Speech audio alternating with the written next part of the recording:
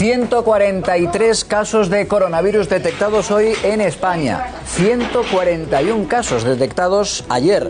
Son más del doble de los casos que se detectaban en nuestro país a comienzos de esta misma semana. Y se lo decíamos ayer. Son los casos que en China, por ejemplo, han tenido en los últimos 6 días. No en uno, como nosotros, en 6 días. Y fíjense las contundentes medidas que se han tomado en ese brote en Pekín. Vamos a analizar el virus que sigue entre nosotros, que sigue en España. Lo vamos a hacer con Estanislao Mistral. Bienvenido, muy buenas noches. Hola, buenas noches, ¿cómo están? Bueno, antes de nada, doctor, estamos hablando, entiendo, de cifras que nos deben tener, obviamente, ocupados, pero no alarmados. Bueno, ocupados y preocupados hasta que no seamos capaces de contener todos los brotes y tener una situación similar a la que han tenido en China durante unas cuantas semanas, en las cuales todos los casos que estaban teniendo eran importados.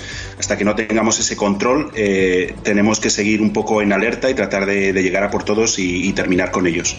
Bueno, en otros países, veíamos en Alemania, por ejemplo, el principal foco es la instalación de unos mataderos. Pero, ojo, en nuestro país, de esos 143 casos, por ejemplo, de las últimas 24 horas, son lugares muy cotidianos donde se están produciendo los contagios. Por ejemplo, el domicilio. Por ejemplo, uno de los factores de contagio ahora mismo también más alto es en los restaurantes, en los bares. Vamos, si le parece, doctor, por partes. En el domicilio, ¿qué estamos haciendo mal para que se calcule que en torno al 20% de esos contagios sean en ese entorno tan próximo, en el domicilio?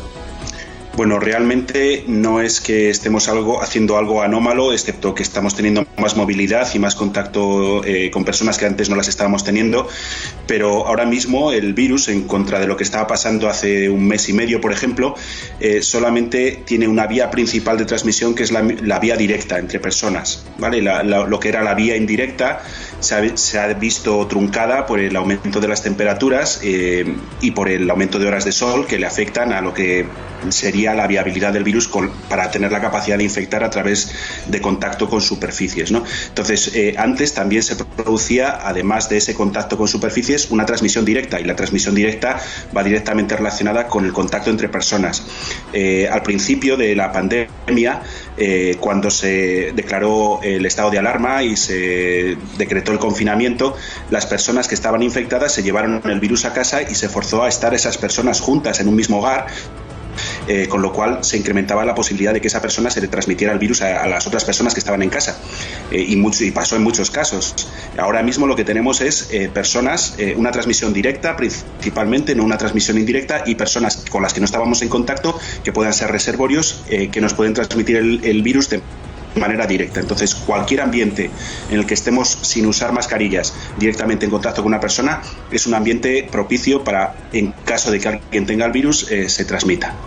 Doctor, buenas noches. Claro, no sé si hay algo que podamos hacer, porque al final vivir con nuestra familia vamos a seguir viviendo. Entonces yo creo que ya solo nos queda, además de extremar la higiene en casa, que eso lo estamos haciendo, yo creo que todos, claro, lo único que nos quedaría sería ponernos mascarillas en casa, que tampoco sé si sería efectivo. Y entonces lo que le quiero preguntar es, ¿hay algo que podamos hacer ya para no contagiarnos en casa?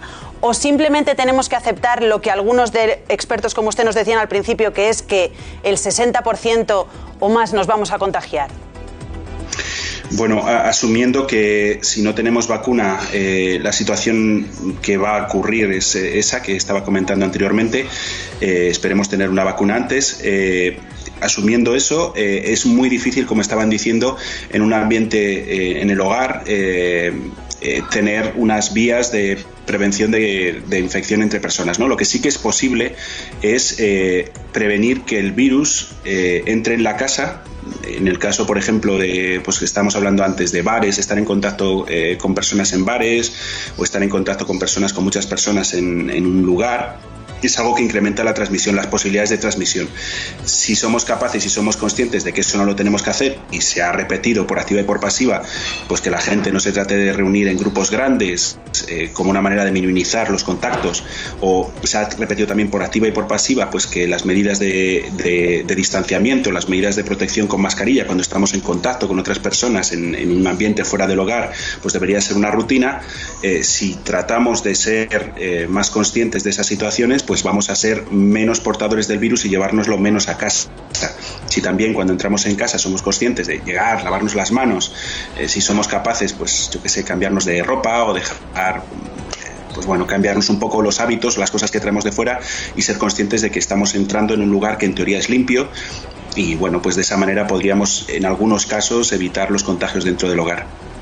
Pensando ya, doctor, en el verano, vamos a analizar dos cosas. Esa primera que nos ha dicho usted, esperanzadora, parece que efectivamente el calor afecta al virus, que no se propaga tan fácil gracias al calor. Y por otro lado, en el otro lado, justo lo contrario, que seguramente muchos con las vacaciones van a relajar esas medidas de protección. Por eso le pregunto, ¿cómo debemos afrontar las vacaciones de verano este año tan particular? Bueno, pues este sería un año en el que yo trataría de buscar unas vacaciones en un lugar que supusiera el poco contacto con muchas personas. Tenemos un país maravilloso para disfrutar de la naturaleza. Tenemos espacios que normalmente pues parece que no les hacemos mucho caso, ¿verdad? Buscamos lugares donde hay mucha gente y mucho jaleo. Pues este quizás sería un año en el que trataría de buscar un poco, pues eso, la soledad, la naturaleza, los espacios abiertos, espacios soleados, espacios en los que no concurran muchas personas al mismo tiempo y bueno, pues trataría de enfocarlo hacia ahí. Doctor, hay colegas suyos que dicen que estos rebrotes que estamos viendo no son realmente rebrotes, sino que son nuevos brotes. ¿Puede ser, usted cree que puede llegarnos ahora a una segunda oleada más fuerte por ser diferente? Bueno, para empezar, todavía no hay evidencias de que haya el virus que está ahora mismo, los brotes, los distintos rebrotes. A mí me gusta llamarlos rebrotes porque ya hemos tenido un brote, ya hemos tenido una pandemia, el virus se ha expandido por todo el mundo, hay un brote inicial en China y ese brote se ha extendido por todo el mundo, ¿no? Es una situación pandémica. Entonces, en la medida que vamos teniendo pequeños brotes nuevos, pues eso para mí es un rebrote. Pero bueno, terminología al fin y al cabo. El caso de que ahora mismo se produzcan brotes y que arraiguen y que vayan a más y que nos lleguen a colapsar de la misma manera que nos lo han hecho durante estos meses es poco probable ahora. Es poco probable porque de las dos patas que tenía el virus para transmitirse, una de las dos le va a fallar, ¿no? Y además con la otra pues tenemos ya medidas que van a impedir que en muchos casos ocurra una transmisión. Entonces el virus lo va a tener más difícil, al menos durante este periodo de verano. Cuando vaya reduciéndose las horas de luz y cuando vaya incrementándose el frío, pues ahí es cuando el virus, en el caso de no llevar mascarilla, en el caso de relajar un poco las medidas, es cuando tenemos el riesgo de rebrote. Y cuando llegue ese momento, de momento, lo único que se han descrito son algunas mutaciones que le hacen al virus más estable para que las partículas que te llegan sean más efectivas a la hora de entrar en una célula. Pero eso no significa, o sea, el virus es más infectivo, pero es más infectivo a la hora de introducirse dentro de una célula. No significa que el virus sea más patogénico, que produzca una enfermedad más grave. Para tener esa evidencia harían falta que estos virus que están circulando ahora mismo, estas nuevas cepas, si se llegasen realmente a definir unas diferencias claras entre los virus circulantes y estos virus que pueden estar apareciendo ahora o que pueden estar definiéndose, pues hasta que no aparezcan esas diferencias en la sintomatología o en la gravedad de la enfermedad, no me decantaría por decir que vamos a tener situaciones más graves de las que hemos tenido hasta ahora. La gravedad vendrá probablemente en una situación en la que pueda haber un pico de gripe, en el cual si tuviéramos una situación parecida a la que hemos tenido o la que tenemos normalmente durante el invierno, en la cual los hospitales pueden llegar prácticamente a las unidades de atención a estos enfermos con enfermedades respiratorias pueden llegar casi al límite, pues en esa situación, si sobre esa situación le añadiésemos el coronavirus, ahí podría llegar una situación nuevamente de atasco en los hospitales con las consecuencias que todos conocemos. Hablando de los rebrotes, profesor, y volviendo a los datos en España de las últimas horas, antes de saludarle, yo decía, bueno, tenemos en las últimas 24 horas los mismos casos o muy similares a los que han tenido China en los últimos 6 días. Y fíjense las medidas drásticas, contundentes que han tomado en China. Aquí estamos pensando más en las vacaciones. Por esto le han preguntado hoy a Fernando Simón, el responsable de emergencias del Ministerio de Sanidad, y dice, no es lo mismo. El repunte en el número de casos en España explica decía Fernando Simón, se debe a que ahora se están haciendo más pruebas, más test y por tanto se detectan. El caso del brote en China es más preocupante, decía él, decía Fernando Simón, porque es más difícil de controlar y porque ha aparecido de nuevas. ¿Esto es así? Bueno, a mí lo que me preocupa de la situación con todo el tema del turismo y de los casos que puedan venir importados es precisamente algo que se intuye de esas palabras que se han dicho, ¿no? Es que no tenemos la suficiente preparación para hacer diagnóstico posible. Muchos casos importados a la vez.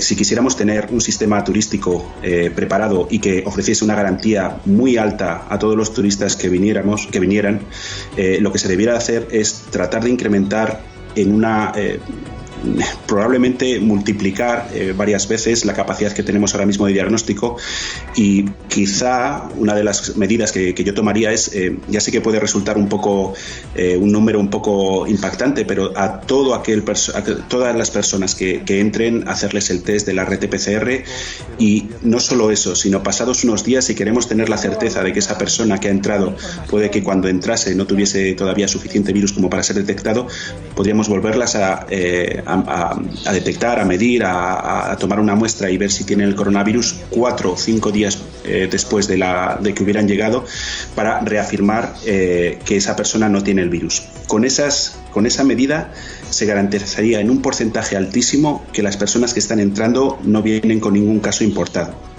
Si incrementásemos la capacidad de diagnóstico de esa manera, posiblemente tendríamos también la capacidad de diagnóstico lo suficientemente amplia como para incrementar en donde quiera que se estén encontrando los brotes o los rebrotes, todas las personas que estén en contacto de una manera muy rápida, o que hayan estado en contacto de una manera muy rápida, hacerles un diagnóstico y volver a repetir el diagnóstico también en unos días para restar a todo ese conjunto de personas que puedan estar infectadas, pues restar al virus la capacidad de infectar a más personas de esa manera. Si no lo hacemos así, si no tenemos esa capacidad, estamos teniendo la posibilidad de que haya un rebrote y que no lo contengamos, ¿vale? Y en China, por ejemplo, ahora lo que está ocurriendo en Pekín, es que son muy rápidos y muy efectivos en hacer muchos diagnósticos en un día, en 2 días, en 3 días de RT-PCR. En Wuhan hace unos pocos días hubo también unos brotes y fueron capaces de hacer el test de RT-PCR en unos pocos días a millones de personas. Eso no tenemos capacidad de hacerlo aquí, deberíamos. Doctor, y bueno, como decía José Luis, nosotros, yo creo que en general los que nos estén viendo, nosotros estamos ya pensando pues un poquito en las vacaciones.